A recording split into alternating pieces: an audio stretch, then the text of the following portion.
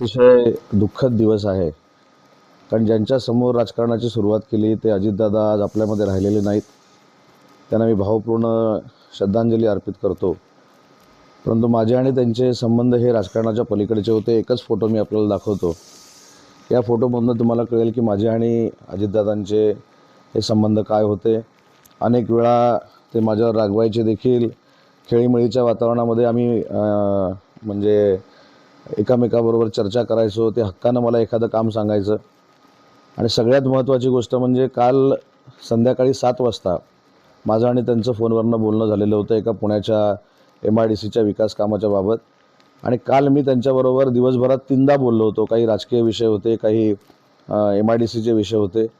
आणि आज सकाळी ज्यावेळी ही बातमी कळली त्यावेळी खरोखरच प्रचंड धक्का मला पण बसलेला आहे. कारण माझ्या राजकीय जीवनाच्या सुरुवातीमध्ये अनेक वेळा अजितदादांनी मला सहकार्य केलं. अजितदादांनी मला पाठिंबा दिला.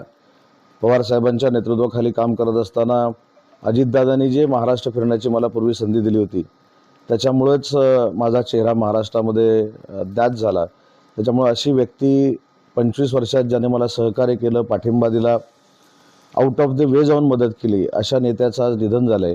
हे फार दुःखद बाब आहे.